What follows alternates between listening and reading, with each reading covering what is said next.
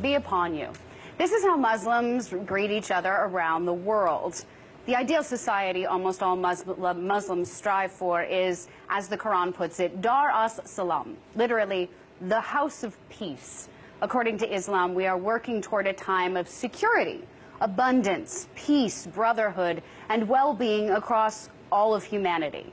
Muslims believe that Jesus is the Messiah and that together with his return, all of humanity from all religions will be saved from chaos, war, conflicts, racial and ethnic hostility, and cruelty. So, if that is the beliefs of 99% of the 1.6 billion Muslims across the globe, how can the members of groups like ISIS claim to be speaking for the Muslim world? Because they get their beliefs from Wahhabism. What is Wahhabism? It's an ultra-conservative, ultra-orthodox, socio-political religious movement founded in the 18th century by a student named Muhammad ibn Abdul Wahhab, based on the teachings of Ibn Taymiyyah, a man who's called a fanatic by some, whose teachings were rejected by many religious leaders and teachers of the time.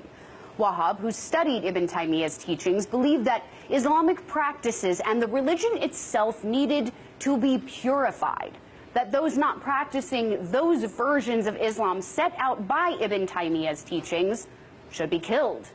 In order to spread his views, Muhammad ibn Abdul Wahhab needed political backing. In 1746, he found that alliance with Muhammad ibn Saud. Through this alliance, and with weapons from the British, they were able to create the first Saudi government, which eventually grew into the powerhouse that is now modern-day Saudi Arabia. So how exactly does Wahhabism differ from other forms of Islam? Well, it rejects and prohibits things like honoring individual personality, birthdays of oneself, or the birthdays of those honored religious figures. Honoring of a person's death is looked down upon. They're rejecting visiting graves, building shrines that are either whether they're Islamic, Jewish, or Christian. They reject visiting holy places and any analyzation or rational interpretation of the Quran, a key part of Islam.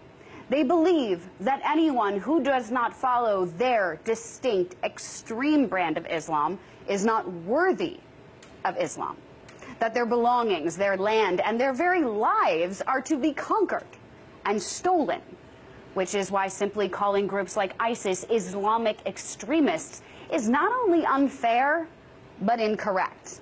They do not get their beliefs from the teachings of Islam any more than Warren Jeffs and his fundamentalist Church of Jesus Christ of Latter-day Saints, who believe in polygamy and forced child brides, get theirs from the Mormon Church. According to the head of the World Islamic League in London, Syed Mohammed Musawi, said this: in fact, Wahhabism is the origin, is the mother of all of these terrorist groups. Much like those who follow a strict literal interpretation of the Bible, Wahhabism ignores the intellectual. It ignores the individual, which are the root of these violent extremists, not Islam. Wahhabism in the hands of groups like ISIS works on the very idea that conflating the two religions and destroying any other form of Islam in the world along with all other religions is fair.